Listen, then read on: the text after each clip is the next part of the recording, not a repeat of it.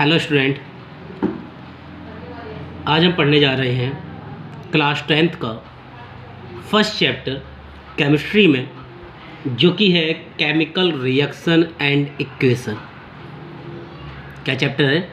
Chapter है chemical reactions and equation, और मेरा नाम है Ranjit Singh Chauhan.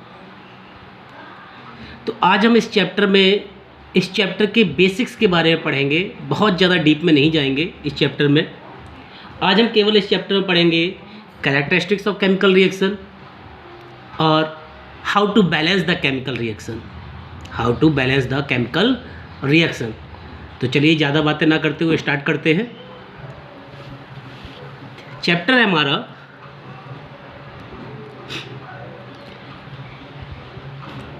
Chemical reaction and equation. Chapter हमारा केमिकल रिएक्शन एंड इक्वेशन। तो सबसे पहले जो है हमें ये जानना जरूरी है कि केमिकल रिएक्शन होती क्या है। तो पहले हम हेडिंग बनाते हैं केमिकल रिएक्शन। क्या हेडिंग है हमारी? हेडिंग है केमिकल रिएक्शन। देखते हैं केमिकल रिएक्शन क्या है। देखिए, केमिकल रिएक्शन वो प्रोसेस है जिसमें कोई नया प्रोडक्ट फॉर्म होता है और उस प्रोडक्ट की प्रॉपर्टीज़ पुराने वाले से बिल्कुल अलग होती है, या ये कहें कि जिससे मिलके वो बनता है उससे उसकी प्रॉपर्टी बिल्कुल अलग होती है। तो क्या लिखेंगे हम इसमें लिख सकते हैं it is the process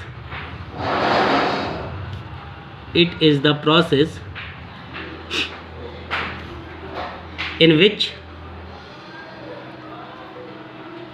which new substance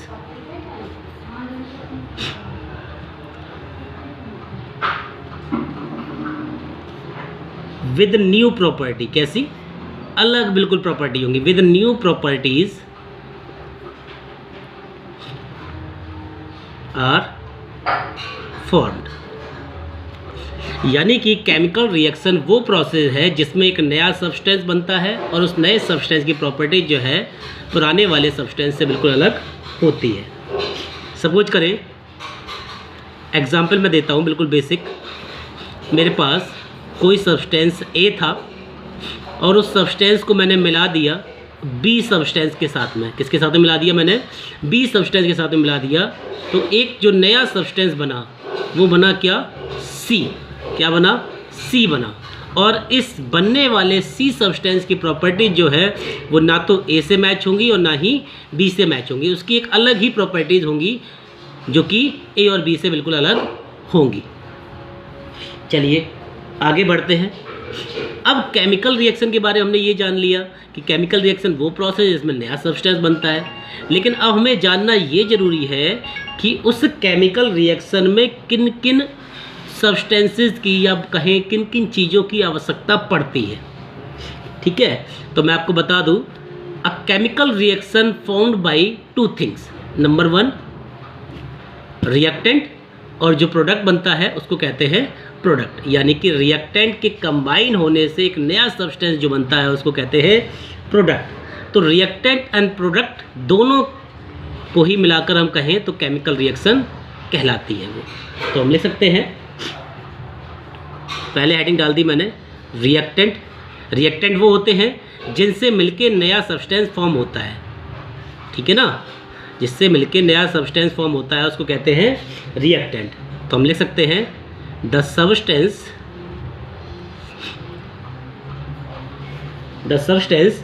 which take part in a chemical reaction are called reactant। उसको क्या कहेंगे?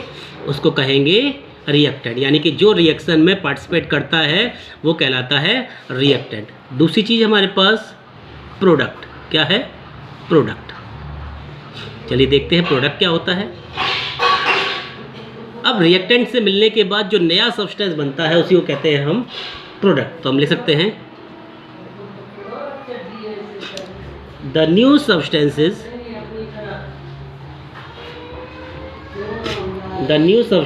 produced as a result of chemical reaction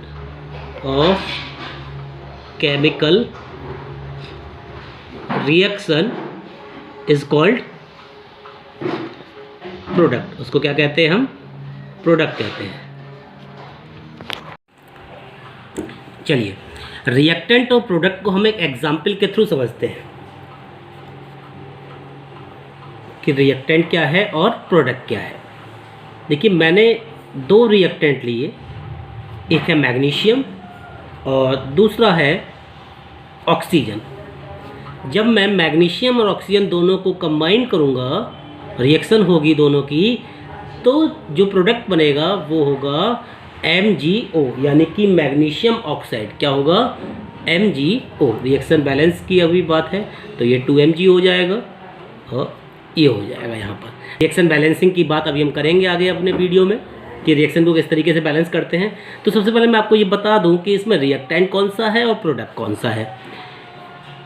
जो आपको इस साइड में दिखाई दे रहा है, यानी कि एरो के इस तरफ जो दिखाई दे रहा है वो होगा आपका रिएक्टेंट। वो क्या होगा? रिएक्टेंट कहलाता है। और एरो के इस साइड में जो होता है वो कहलाता है आपका प्रोडक्ट। वो क्या कहलाता है? वो कहलाता है प्रोडक्ट।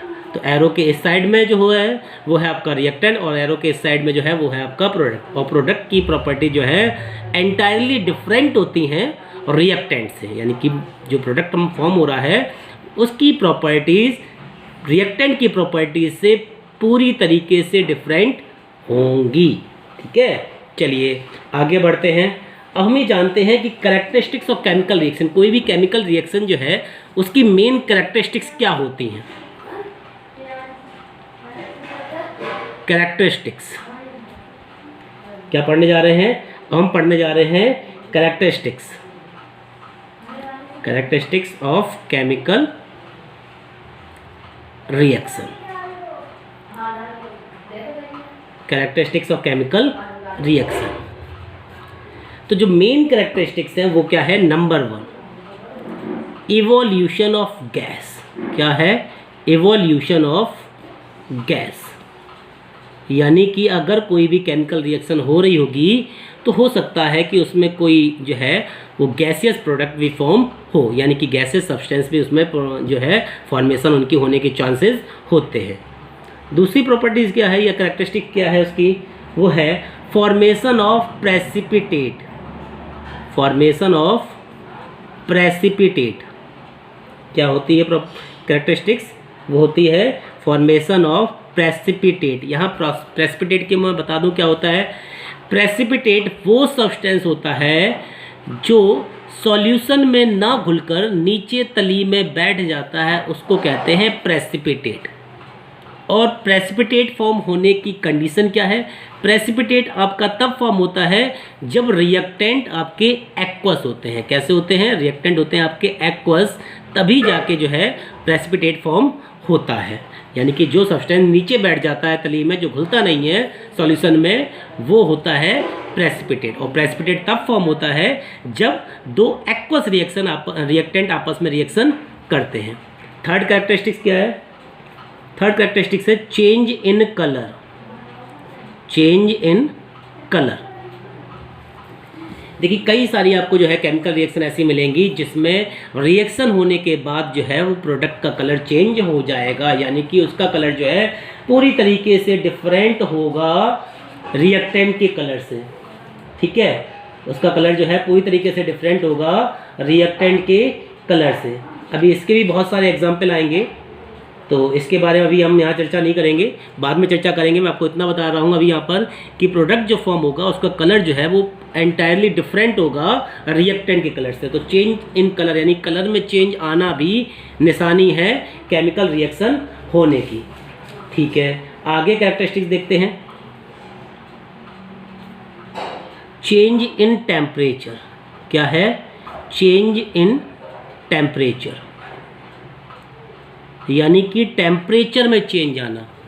टेम्परेचर में अगर चेंज आ रहा है तो भी वो निशानी है केमिकल रिएक्शन होने की। एग्जाम्पल के लिए मैं आपको बता दूं कि अगर आप चूने को पानी में मिलाते हैं, आप चूने को पानी में मिला दिया तो आप ये देखेंगे कि उसमें से बहुत ज़्यादा हाई टेम्परेचर जो है इवॉल्व होता है। अगर आप सावधानी से उसके बर्तन को बाहर से छू के या टच करके देखेंगे आप, तो आपको लगेगा कि उस बर्तन का जो टेम्परेचर है वो ज़्यादा गर्म हो गया है। तो ये भी निशानी है, कैरेक्टरिस्टिक्स है केमिकल रिएक्शन होने की। या अगर किसी भी रिएक्शन में टेम्परेचर चेंज हो रहा है, या तो हीट इवॉल्व हो रही है, हीट निकल रही है, या फिर हीट दी जा रही है, तो ये निशानी है केमिकल रिएक्शन होने की।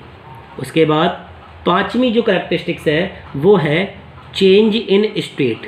क्या कैरेक्टरिस्टिक्स है? वो है चेंज इन स्टेट, यानी कि स्टेट में भी परिवर्तन आएगा, उसकी अवस्था में भी परिवर्तन आएगा। रिएक्टेंट की अवस्था में परिवर्तन आना भी क्या कहलाता है? रिएक्शन, केमिकल रिएक्शन होने की निशानी को दर्शाता है। अगर रिएक्टेंट मान लीजिए गैसेज में है और प्रोडक्ट हो सकता है आपका सॉलिड बन जाए। अगर रिएक्टेंट आपका जो है सॉलिड है, हो सकता है प्रोडक्ट में आपका जो है गैसीय सब्सटेंस बन जाए या लिक्विड बन जाए। तो ये जो है स्टेट अगर चेंज हो रही है तो भी ये बताता है कि केमिकल रिएक्शन पॉसिबल हो रही है या केमिकल रिएक्शन हो रही है।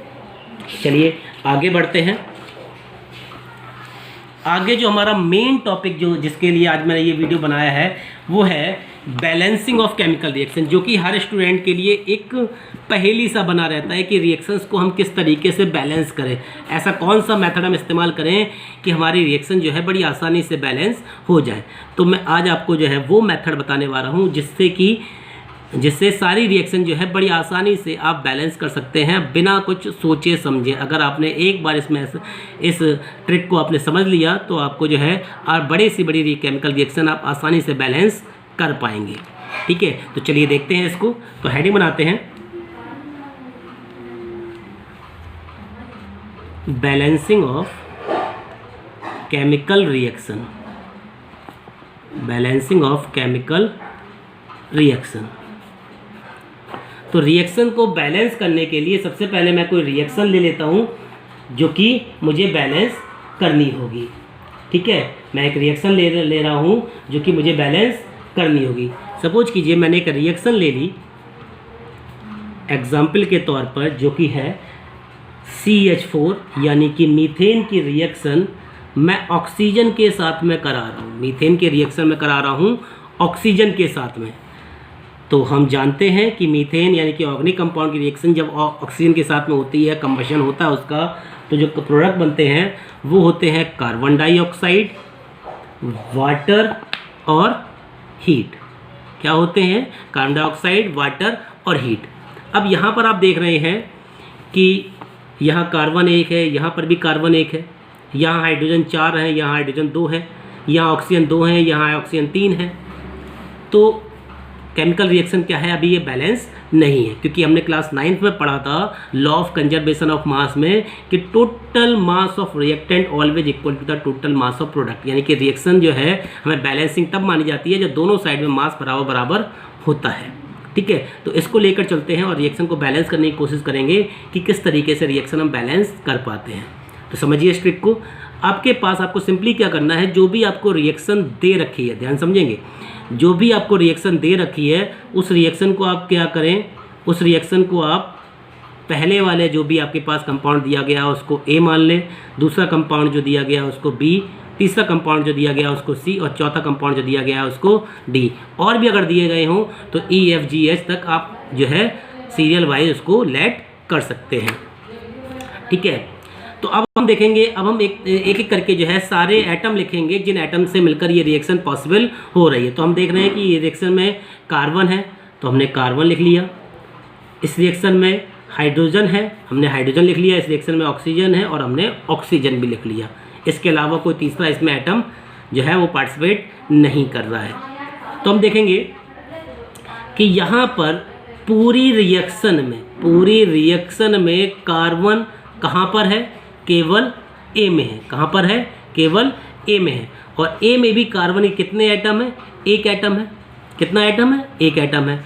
तो हम यहाँ पर A लिख लेंगे। क्या लिख लेंगे? A लिख लेंगे। अब जितने कार्बन यहाँ हैं उतने कार्बन आपके पास यहाँ भी होने चाहिए। कितने होने चाहिए? जितने कार्बन आपके पास, यानी कि जितने एटम इस साइड में होने चाहिए किसी के भी एटम के, उतने ही एटम दूसरी साइड में भी आपके होने चाहिए, तब जाके आपकी रिएक्शन बैलेंस होती है। यानी कि ये जो ए है वो बराबर होगा इस वाले पूरे का प्रोडक्ट में जो अगर कार्बन कहीं मिल रहा है उसके, तो यहाँ पर कार्बन कहाँ मिल रहा है? हमें मिल रहा है सी में। कहाँ मिल रहा है?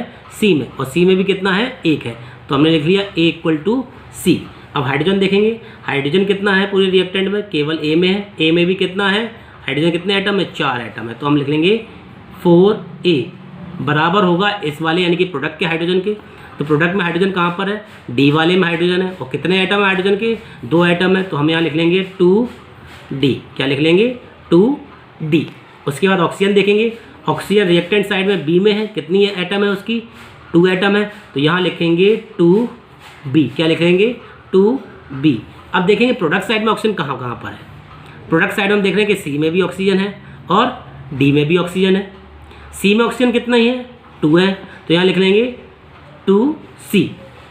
फिर प्लस लगाएंगे, डी में ऑक्सीजन कितनी है? 1 है। तो 2c प्लस डी। सिंपली हमने जो है इन इक्वेशन में इस रिएक्शन को हमने फॉर्म या चेंज कर लिया। अब हमें क्या करना है? अब हम कोई भी ऐसी रिएक्शन उठाएंगे जिसमें न्यूमेरिकल वैल्यू भी हो हमारे पास और अल्फ़ाबेटिकल वैल्यू भी है। तो सिंपली हम ये वाली रिएक्शन उठा लेते हैं। क्या है हमारे पास? 4a equal to 2d। क्या है हमारे पास? 4a equal to 2d। तो अल्फ़ाबेटिकल टर्म एक तरफ पहुंचा देते हैं। 4a अपॉन में यहाँ पे d है मल्टीप्लाई में, इधर जाएगा तो किस में हो जाएगा? अपॉन में हो जाएगा। 4a upon d equal to 2। अब न्यूमेरिकल टर्म इस साइड में पहुंचा देते हैं। ये मल्टीप्लाई में यहाँ पर, इधर जाएगा तो किस में हो जाएगा? डिवाइड में हो जाएगा। तो ये हो जाएगा a upon D equal to 2 upon 4। क्या हो जाएगा? a upon D equal to 2 upon 4। यानी कि a की वैल्यू कितनी आ गई? 2 आ गई और d की वैल्यू कितनी आ गई? 4 आ गई। तो हम यहाँ पर सिंपली अलग अलग लिख लेंगे। a इक्वल टू क्या हो गया? 2 हो गया और d इक्वल टू क्या हो गया? 4 हो गया। ठीक है। और हम ये देख रहे हैं कि a इक्वल टू सी है। a इक्वल टू क्या है? c है। तो a की वैल्यू अगर 2 है तो c की भी वैल्यू कितनी होगी? 2 ही होगी। तो c इक्वल टू क्या लिख लेंगे? 2 लिख लेंगे। अब हमारे पास केवल सिंपली कौन सी? ये वाली इक्वेशन बचती है। तो इसको इक्वेशन को भी सॉल्व कर लेंगे हम। 2b equal to 2c plus d। क्या हो गया? 2b equal to 2c plus d। तो हम देखेंगे 2 इंटू बी की वैल्यू कहीं दिख रही है हमें? नहीं है। तो मल्टीप्लाई में b लिख लेंगे। 2 इंटू सी की वैल्यू हमने कितनी निकाल ली थी? 2 निकाल ली थी। प्लस d की वैल्यू कितनी है हमारे पास? 4 है हमारे पास। तो 2b इक्वल टू 2 2 जा 4 प्लस 4 इक्वल टू क्या हो गया? 8 हो गया आपके पास। आगे देखेंगे तो b इक्वल टू क्या हो गया? 8 अपॉन 2 यानी कि 4। तो b की वैल्यू कितनी आ गई? 4। तो हमारे पास सबकी वैल्यू आ गई। इक्वल टू 2 हो गया, d इक्वल टू 4 हो गया और c इक्वल टू 2 हो गया और b की वैल्यू कितनी आ गई? 4 हो गई। अब जिसकी ये वैल्यू आपके पास आ गई है, सिंपली इन रिएक्शंस को उतने सही मल्टीप्लाई कर दें। a की वैल्यू कितनी आई है? 2। तो यहाँ पर 2 से मल्टीप्लाई कर दें। b की वैल्यू कितनी आई है? 4। तो यहाँ पर आप 4 से मल्टीप्लाई कर दें। ठीक है। c की वैल्यू कितनी आई है? 2। आप यहाँ पर 2 से मल्टीप्लाई कर दें और d की वैल्यू कितनी आई है? 4। तो आप यहाँ पर 4 से मल्टीप्लाई कर दें। ठीक है। तो आप ये देखेंगे कि रिएक्शन हमारी बैलेंस हो चुकी होगी। देखते हैं यहाँ पर कार्बन कितने हैं? 2। यहाँ पर कार्बन कितने हैं? 2। हाइड्रोजन की बात कर लेते हैं। 2 4 जा 8। यहाँ पर हाइड्रोजन कितने हैं? 4 2 जा 8। ऑक्सीजन की बात करते हैं। 4 2 जा 8। यहाँ पर कितने हैं? 2 2 जा 4 और 4 यहाँ से कितने हो गए? ऑक्सीजन 8 हो गए। तो इस प्रकार से आपकी रिएक्शन बैलेंस हो गई। चलिए एक और रिएक्शन लेते हैं और उसको बैलेंस करते हैं अपने इसी मेथड से और समझेंगे। एक और रिएक्शन मैंने ले ली है। आयरन की रिएक्शन मैंने वाटर के साथ में करा दी। आयरन की रिएक्शन करा दी मैंने वाटर के साथ में। रिएक्शन का साइन फिर ले लिया मैंने। Fe3O4 बनेगा और क्या बनेगा? H2 बनेगा। तो सबसे पहला काम क्या है? मुझे इन सभी को अल्फ़ाबेटिकल अरेंज कर लेना है। तो ये हो गया A, ये पूरा हो गया B, ये पूरा हो गया C, ये चौथा वाला हो गया D। ठीक है। ये मैंने अरेंज कर दिया इनको अल्फ़ाबेटिकल टर्म में। Okay student. अब क्या करना था मेरे को? अब मुझे ये करना था कि एटम आपस में देखने के बराबर है कि नहीं है। तो हम एटम है कितने हमारे पास? हमारे पास आयरन है, हाइड्रोजन है हमारे पास और ऑक्सीजन है। क्या है? आयरन है, हाइड्रोजन है और ऑक्सीजन है। तो आयरन देख रहे हैं हम पूरे साइड में कहाँ पर है, ए में है। ए में भी कितना है, एक एटम है, तो हम लिख लेंगे ए। अब ये आयरन बराबर होना चाहिए प्रोडक्ट के आयरन के, तो बराबर का साइन लगाया, तो आयरन यहाँ पर कहाँ है, सी में भी आयरन कितने एटम है, 3 एटम है, तो हमने लिख लिया ए इक्वल टू 3 सी। क्या लिख लिया हमने, ए इक्वल टू 3 सी। उसके बाद हाइड्रोजन, हाइड्रोजन कहाँ पर है हमारे पास, बी में है। बी में कितने हाइड्रोजन है, 2 हाइड्रोजन है, 2 एटम है हाइड्रोजन के, तो यहाँ लिख लिया हमने 2b। अब ये हाइड्रोजन बराबर होना चाहिए प्रोडक्ट के हाइड्रोजन के, तो प्रोडक्ट में हाइड्रोजन कहाँ पर है, डी में है। डी में भी कितने हाइड्रोजन है, 2 हाइड्रोजन है, तो यहाँ पर लिख लिया हमने 2b इक्वल टू 2d। अब ऑक्सीजन देखेंगे, ऑक्सीजन कहाँ पर है, बी में है। बी में कितने ऑक्सीजन है, एक ऑक्सीजन है, तो यहाँ पर सिंपली हम लिखेंगे बी। अब ये वाला ऑक्सीजन प्रोडक्ट साइड के ऑक्सीजन के बराबर होना चाहिए, और यहाँ प्रोडक्ट में ऑक्सीजन कहाँ पर है, सी में है। सी में कितने ऑक्सीजन है, 4, तो यहाँ लिख लेंगे बी इक्वल टू 4c। तो हमने इस तरीके से अपनी सारी इक्वेशन सेट कर ली है हमने। अब इन इक्वेशंस को सॉल्व करते हैं। तो सबसे पहला हमारे पास अल्फ़ाबेटिकल और न्यूमेरिकल टर्म जो आ रहा है वो पहली वाली इक्वेशन से ही आ रहा है, तो हम ले लेंगे a इक्वल टू 3c। क्या ले लेंगे, a इक्वल टू 3c। तो c वाला टर्म यानी कि अल्फ़ाबेटिकल की तरफ पहुँचाएंगे, तो a इक्वल टू क्या, a अपॉन c हो जाएगा, और यहाँ हो जाएगा 3/1। क्या हो जाएगा, 3/1। ये c वाला मल्टीप्लाई में था, इधर जाएगा तो डिवाइड में हो जाएगा, तो 3/1। ठीक है, अपॉन में कुछ नहीं है तो हम मान लेंगे 1। 1 का डिवाइड जब इसमें करेंगे तो भी कितनी वैल्यू आएगी, सेम वैल्यू आएगी। तो a की वैल्यू कितनी आ गई हमारे पास, a इक्वल टू हो गया 3 और c इक्वल टू हो गया 1। ओके स्टूडेंट, अब आगे चलते हैं। अब हम ये देख रहे हैं कि c वाली वैल्यू आप कहीं ना कहीं आप पुट कर दीजिए आप इसको, तो b इक्वल टू 4c में आपके आसानी से कर देंगे तो b की वैल्यू बड़ी ईजिली आपको मिल जाएगी। तो b इक्वल टू 4c क्या मिल जाएगा, b इक्वल टू 4c, और c की वैल्यू कितनी है, 1 है, तो b इक्वल टू 4 मल्टीप्लाई 1 यानी कि b इक्वल टू कितना आ गया, 4 आ गया। तो b की वैल्यू कितनी हो गई, 4 वैल्यू हो गई। अब ये वैल्यू आपके पास एक इक्वेशन बची है, उनमें पुट कर दीजिए, तो 2b इक्वल टू 2d है। तो b की वैल्यू हमने कितनी निकाली है, 4 निकाली है, तो 2 मल्टीप्लाई 4 इक्वल टू 2d, तो ये हो जाएगा 8 equal to 2d। Then d equal to क्या हो जाएगा, 8/2 यानी कि 4, तो d इक्वल टू क्या हो जाएगा आपके पास, 4 हो जाएगा। तो a की वैल्यू आ गई 3, c की वैल्यू आ गई 1, v की वैल्यू आ गई 4 और d की वैल्यू आ गई 4। तो रखते हैं इसको, a की वैल्यू आपने 3 यहाँ पर रख दिया, और b की वैल्यू 4 आपने यहाँ रख दी, c की वैल्यू 1 है तो सिंपली 1 का मल्टीप्लाई करेंगे तो यही इक्वेशन आ जाएगी, और d की वैल्यू क्या रख दी आपने, 4 रख दी। अब हम चेक करेंगे कि क्या सारे आइटम हमारे पास बैलेंस हो गए हैं, तो हम देखेंगे 3fe है, प्रोडक्ट साइड में देखेंगे यहाँ पर भी क्या है, 3fe है। आगे देखेंगे हाइड्रोजन कितना हमारे 4 2 जा 8 हाइड्रोजन हमारे पास, यहाँ पर कितने हैं 4 2 जा 8 हाइड्रोजन हमारे पास। ऑक्सीजन कितने हैं 4, और यहाँ पर कितने हैं 4। तो इस तरीके से ये रिएक्शन जो है हमारी बैलेंस हो गई है। चलिए एक और एग्जाम्पल हम करते हैं।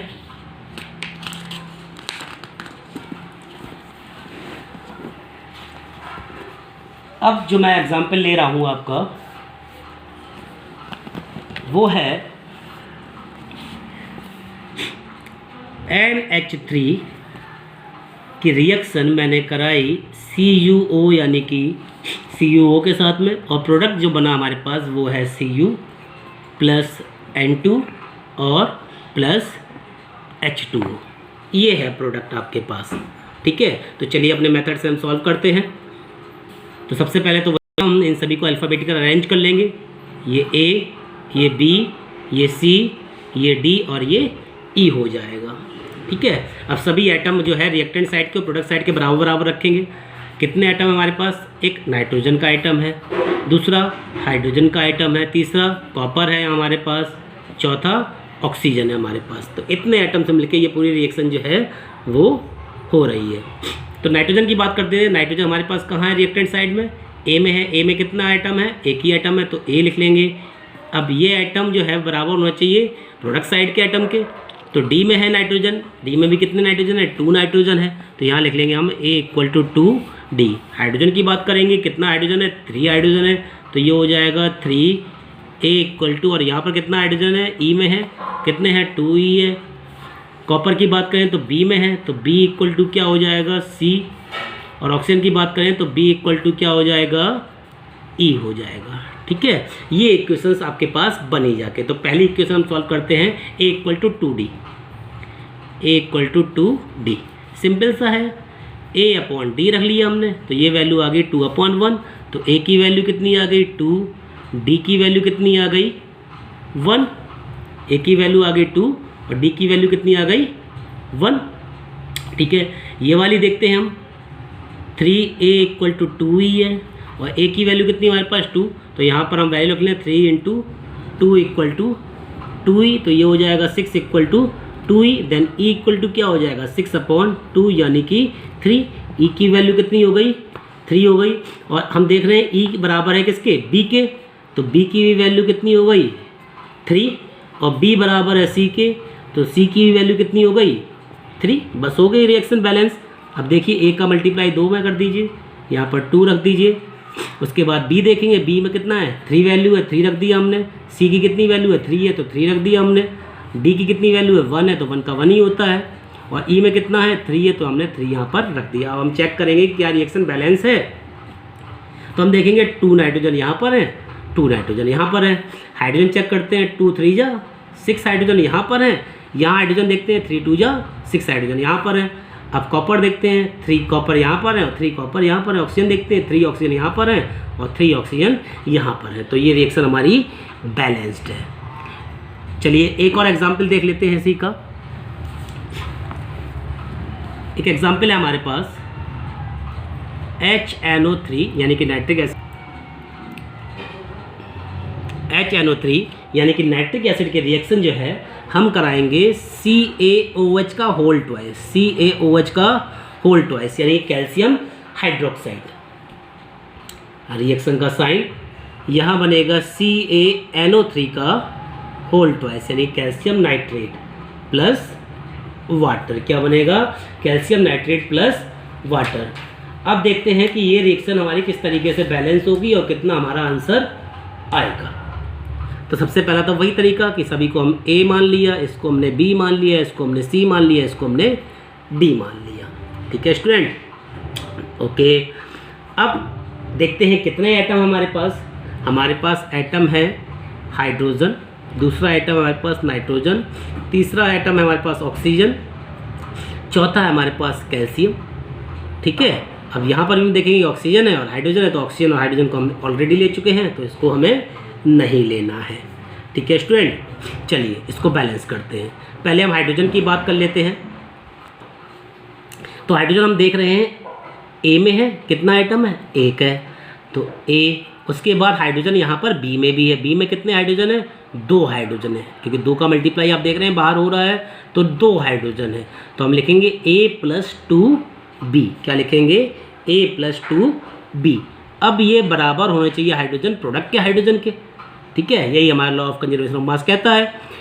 और प्रोडक्ट में हाइड्रोजन कहाँ पर है D में है, D में कितने हाइड्रोजन है 2 हाइड्रोजन है। कितने हाइड्रोजन है 2 हाइड्रोजन है, तो हम लिख लेंगे 2D। क्या लिख लिया हमने 2D। अब नाइट्रोजन को देखते हैं। नाइट्रोजन यहाँ कितना है A में नाइट्रोजन है हमारे पास, कितना नाइट्रोजन आइटम है 1 ही आइटम है, तो A इक्वल टू लिख लिया हमने।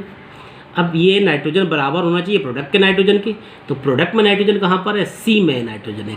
किस में C में, जो हमने माना था C उसमें है। कितने नाइट्रोजन है 2 नाइट्रोजन है, 2 का मल्टीप्लाई हो रहा है बाहर ब्रैकेट के, तो नाइट्रोजन यहाँ पर कितने हैं 2 नाइट्रोजन है, तो हम लिखेंगे 2N, सॉरी यहाँ लिखेंगे 2C, N नहीं 2C।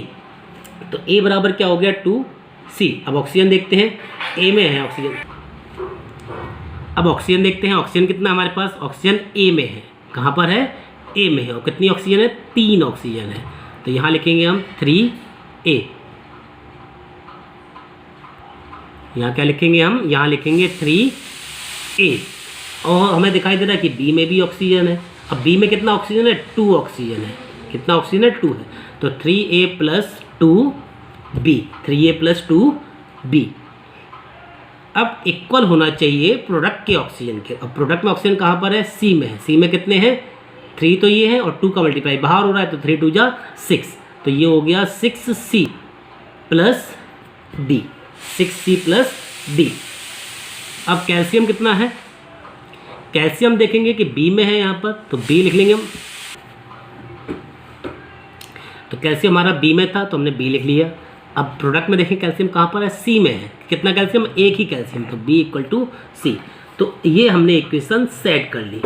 देखिए इक्वेशन से बिल्कुल भी घबराने की जरूरत नहीं है, इक्वेशन आपके पास ज़्यादा है वो भी बड़ी ईजिली सॉल्व हो जाएंगी।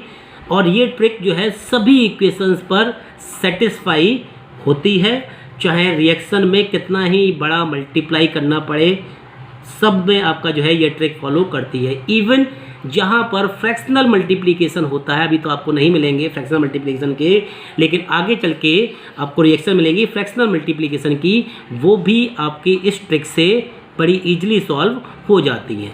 आप 2-4 बार इस ट्रिक को दोहराएंगे, आप आसानी से इस ट्रिक को फॉलो कर पाएंगे। तो चलिए इसको सॉल्व करते हैं। तो सबसे पहले बड़ी ईजी वाली हम लोग ले गए, तो ईजी वाली हमें दिखाई दे रही है कि a इक्वल टू 2c है, तो हमने ले ली पहले आसान वाली equation a equal to 2c। जरूरी नहीं है कि इनमें से हम जो है पहले नंबर वाली इक्वेशन उठाएं, जो इक्वेशन हमें सबसे ईजी लगती है हम उस इक्वेशन को पहले सॉल्व कर लें, बाकी ऑटोमेटिक अपने आप सब होती चली जाएंगी। तो a इक्वल टू 2c है, तो c यहाँ पर मल्टीप्लाई में यहाँ कर दी तो डिवाइड में हो जाएगा, तो a upon c equal to 2/1। तो a की वैल्यू कितनी आ गई 2 और c की वैल्यू कितनी आ गई 1 आ गई हमारे पास। अब हम ये देख रहे हैं कि b इक्वल टू सी के है, ठीक है। तो जब c की वैल्यू 1 है तो b की वैल्यू कितनी है, b की वैल्यू भी आपके पास 1, ठीक है। अब आगे इक्वेशन सॉल्व करते हैं। अब पहली वाली इक्वेशन उठा लेते हैं, a plus 2b equal to 2d। a की वैल्यू हमने कितनी निकाली 2 निकाली, 2 रख दिया, ठीक है। और 2 इंटू बी की वैल्यू हमने कितनी निकाली 1 निकाली, 1 का मल्टीप्लाई कर दिया, प्लस 2 इंटू डी, तो ये कितना हो जाएगा 4 हो जाएगा। 4 equal to 2d, then d equal to 4/2, यानी कि d की वैल्यू कितनी आ गई 2, तो हम लिख सकते हैं d इक्वल टू 2, ठीक है स्टूडेंट। तो d की वैल्यू कितनी आ गई, d की वैल्यू आ गई आपके पास 2, ठीक है। तो हमारे पास a हो गया, b हो गया, c हो गया और d हो गया, और यही आपके पास इक्वेशन थी a b c और d। तो a की वैल्यू हमने कितनी निकाली 2 निकाली, यहाँ पर 2 का मल्टीप्लाई कर दिया। b की वैल्यू हमने कितनी निकाली 1, तो 1 का मल्टीप्लाई चाहे करें चाहे ना करें वैल्यू आपकी वही रहती है। c की वैल्यू कितनी आ गई 1, तो 1 का मल्टीप्लाई चाहे करें चाहे ना करें आपकी वैल्यू वही रहती है। d की वैल्यू कितनी है 2, तो d में आपको मल्टीप्लाई कर दिया आपने 2 का। तो ये रिएक्शन जो है वो आपकी बैलेंस हो चुकी है। चलिए चेक करते हैं क्या ये बैलेंस्ड है या नहीं है। तो हम देखेंगे कि यहाँ पर हाइड्रोजन कितने हैं, 2 हाइड्रोजन ये रहे और 2 हाइड्रोजन ये रहे, यानी कि 4 हाइड्रोजन हमारे पास। यहाँ हाइड्रोजन कितने हैं 2 और 2 4, ठीक है, हाइड्रोजन ठीक है। नाइट्रोजन की बात कर लें, यहाँ पर नाइट्रोजन कितने हैं 2 का मल्टीप्लाई हो रहा है, तो नाइट्रोजन यहाँ पर कितने 2 हैं, और यहाँ पर भी नाइट्रोजन कितने हैं 2 का मल्टीप्लाई होने से नाइट्रोजन भी है यहाँ पर 2। ऑक्सीजन की बात करते हैं, तो ऑक्सीजन 2 3 जा 6 ऑक्सीजन ये रहे यहाँ पर, और 2 ऑक्सीजन ये रहे, 6 और 2 8 ऑक्सीजन है। यहाँ पर बात कर लेते हैं 2 3 जा 6 ऑक्सीजन ये रहे और 2 ऑक्सीजन ये रहे, यानी कि 8 ऑक्सीजन है, ऑक्सीजन भी बैलेंस है। कैल्शियम की बात कर ले, कैल्शियम यहाँ पर 1 है, यहाँ भी कैल्शियम कितना है 1 है, हो गई रिएक्शन बैलेंस, ठीक है। तो ये कुछ आसान सी ट्रिक्स है, इसको अगर आप फॉलो करेंगे तो आप रिएक्शंस को बड़ी ईजिली बैलेंस कर पाएंगे। और मुझे यकीन है कि आपको आज की वीडियो समझ में आई होगी और इससे आप सारी रिएक्शंस को आप बैलेंस कर लेंगे। नेक्स्ट वीडियो में हम टाइप्स ऑफ केमिकल रिएक्शंस के बारे में बात करेंगे, कितने टाइप्स की रिएक्शन होती हैं और रिएक्शंस में किस एलिमेंट का चेंज कलर होने पर कौन सा कलर देता है, ये सारी चर्चा हम जो है नेक्स्ट वीडियो में करेंगे बड़ी इजी ट्रिक के साथ में। आपको जो है कलर याद करने की बिल्कुल भी ज़रूरत नहीं है, मैं आपको ऐसी ट्रिक बता दूंगा कि आप जो है उनको बड़ी ईजिली याद कर सकते हैं। तो आज की वीडियो में इतना ही, हंसते रहिए और देखते रहिए आपका अपना चैनल। तब तक के लिए thank you and have a nice day.